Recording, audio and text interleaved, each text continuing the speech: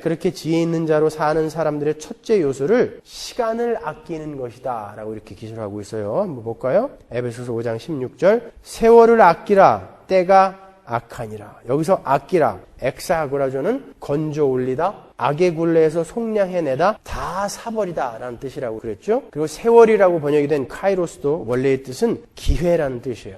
그러니까 좀 더 원어의 뜻에 맞게 번역을 하면 기회를 다 사버려라 라는 뜻이 되는 거예요. 하나님께서 우리에게 주신 이 시간이라는 것은 우리에게 주신 생명이에요. 그죠? 여러분이 지금 여러분에게 주어진 그 시간을 한 시간 한 시간 쓰면서 살아가고 있다고요. 그 전체를 합쳐서 우리가 생명이다 그러죠. 그러니까 여러분의 한 시간 한 시간은 전부 여러분의 생명이에요.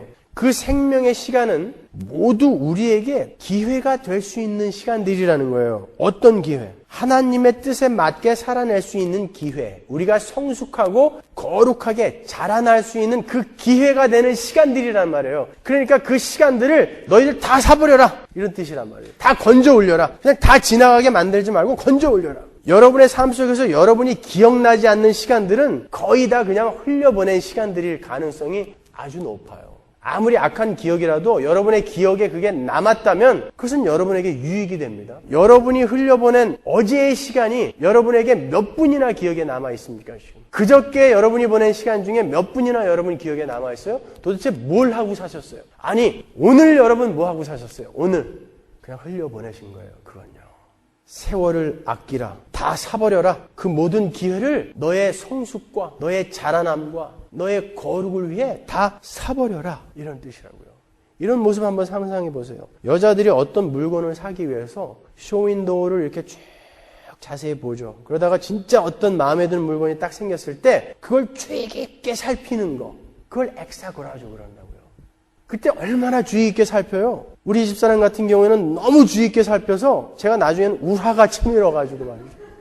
쇼핑을 한번 같이 가면은 나중에는 제가 막 스트레스가 받아가지고 너무 주의 깊게 보니까 여러분의 시간을 그렇게 주의 깊게 쓰라는 거예요. 그게 엑사고라조라니까요. 내가 한 시간 한 시간을 그렇게 소중하게 아주 주의 깊게 이걸 어떻게 써야 나의 거룩과 나의 성숙에 도움이 될 것인가 소중하게 쓰라는 거예요.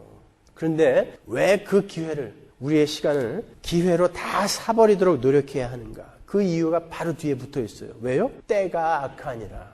때가 악하기 때문에 우리는 정신을 똑바로 차리고 우리에게 주어진 시간을 최대한 이용해야 한다는 거예요. 바로 이 이야기를 하고 있는 거죠. 베드로전서 4장 2절.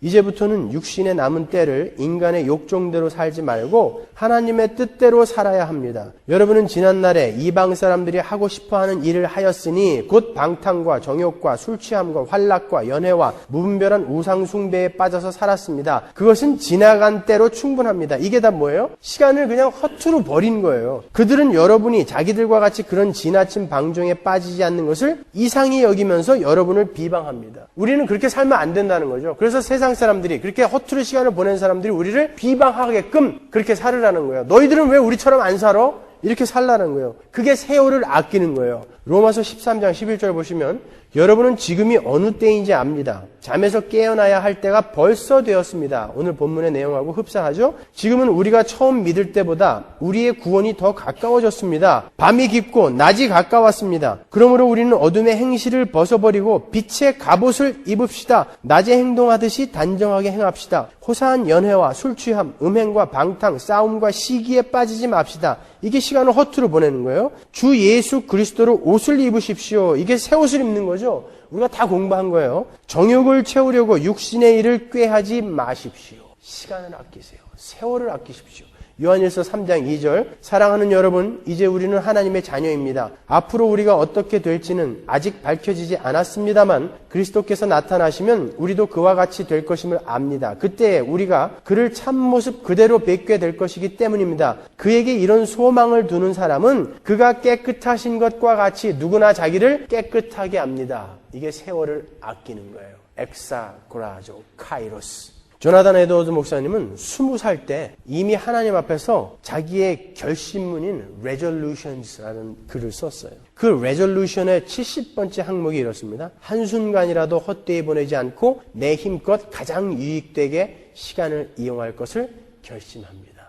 이분은 이것을 써가지고 다니면서 늘 확인하고 일주일에 한 번 확인하고 한 달에 한 번 확인하고 계속 확인했대요. 평생을 그렇게 사셨단 말이죠. 제가 지난 주일에 나눠드린 조셉 얼라인 목사님 책 읽어보셨어요? 읽어보신 분. 거기에 그분이 어떻게 사셨습니까?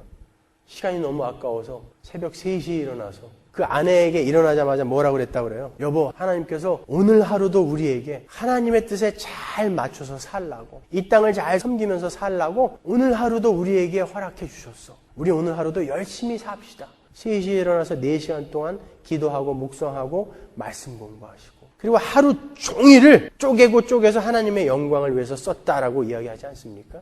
그렇게 우리 신앙의 선배들은 이 시간을 아꼈어요. 세월을 아꼈어요. 제가 제일 한심하게 생각하는 사람들이 밤새워서 컴퓨터 게임하는 사람들이에요. 비디오 게임하는 사람들. 그건 완전히 허구의 세상 쪽이거든요. 거기에 들어가서 밤을 새워요. 몇 날 며칠을 그냥 밥도 안 먹고 하는 사람이 있대요, 그걸. 그리고 그걸 하다가 실제로 사람을 막 죽이는 사람도 있고 말이죠. 뉴스에 보면.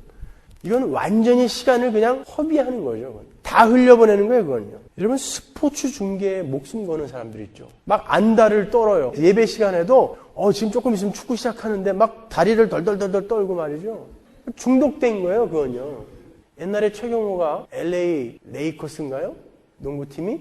저는 성경 이외에는 아는 게 별로 없어가지고. LA 레이커스의 왕팬이었대요. 그 LA 레이커스가 경기하는 날은 들어가갖고 그 LA 레이커스 선수 유니폼을 딱 입고 나와갖고 그 경기를 끝날 때까지 봤대요. 근데 만약에 레이커스가 졌잖아요? 그럼 며칠을 울적하게 지낸대요.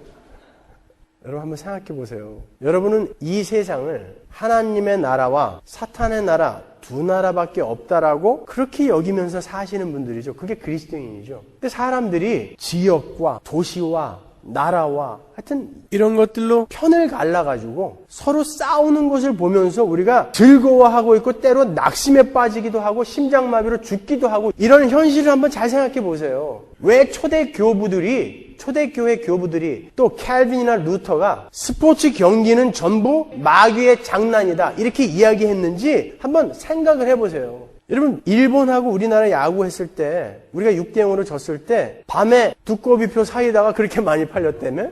열받아가지고. 그럼 생각해 보세요. 우리가 일본을 2번 이겼을 때 일본 사람들은 어땠겠어요? 그때 우리 굉장히 즐거웠죠? 우리는 그리스도인인데 그렇게 경기를 보면서 남이 아파하는 것을 보고 즐거워하는 그 죄를 지으면서 그게 죄인 줄 몰라요. 그건 사악한 죄잖아요. 남이 아파하는 걸 보고 우리가 굉장히 기뻐하고 있다는 건 사악한 죄라고요. 그래서 초대교회 교부들이 그런 거예요. 그런 스포츠 경기들은 구경하는 거나 거기에 참여하는 거나 그건 마귀의 장난에 놀아나는 거다라고 이야기했다고요. 그건 시간을 버리는 거예요. 스트레스 해소하느라고 한두 번 보는 거야 괜찮지만 거기에 너무 몰입을 해가지고 그게 자기의 생활까지 좌우를 해버리면 안 되죠. TV 드라마 같은 거. TV라는 건요 여러분, 진리와 진실을 전하는 게 TV가 아니라 시청률에 목숨을 거는 게 TV라고요. 시청률이 올라가야 거기에 광고주가 붙고 그게 방송국의 수익이 되니까. 어떻게 해야 시청률을 많이 모을 수 있죠? 대다수의 죄인들이 갖고 있는 그 죄성들을, 공통된 죄성들을 자극을 해주면 사람들은 거기에 광분하는 거예요. 그래서 폭력, 불륜, 동성애 이런 것들을 다뤄주면 사람들이 거기에 아주 관심을 갖고 보게 되는 거죠. 그래서 모든 드라마들은 기획 단계에서부터 어떻게 사람들의 그 욕구들을 우리가 긁어줄까 이걸 기획한다고요. 그러니까 여러분이 매일 그걸 보고 있으면 어떻게 되는 거예요? 매일 비디오 가게 출근해가지고 아줌마하고 2하고 30분 빌려서 비디오 보는데 2시간. 성경은 2줄도 안 보면서 말이죠. 진짜 여러분 그렇게 사시면서 천국 가실 수 있을 거라고 믿으시는 거예요? 그 조셉 얼라인의 책을 한번 잘 보세요. 여러분 중에 95%는 다 가짜예요. 그 책에 의하면 말이죠. 그분들은 그렇게 사셨어요. 지금은 하나님이 조금 더 용서해주고 조금 더 아량을 베풀어주고 그런 거 없어요. 세월을 아끼세요 여러분. 열심히 하나님을 알아가시고 그 소망을 자꾸 닦아내세요. 차라리 너무너무 그런 게 보고 싶으면 그런 드라마나 코미디 이런 거 보지 말고 좋은 영화를 한 편 보세요. 영화 감독들은 대부분 천재들이에요. 제가 보기에는. 그 사람들이 어떤 메시지를 주기 위해서 정말 몇 년 동안 기획해서 수많은 자본을 투자해서 그렇게 엄선해서 한 편 만들어내는 그런 거. 어떤 영화는 보면은 아주 좋은 책을 한 권 읽은 것처럼 아주 시원할 때가 있어요. 차라리 그런 거를 엄선해서 제가 간혹 설교 시간에 이렇게 들어드리는 그런 영화들. 그런 걸 한 편씩 보세요. 무슨 바람 피고 뭐 삼각관계하고 이런 거 맨날 봐봐야 여러분들한테 무슨 이득이 있어요 도대체.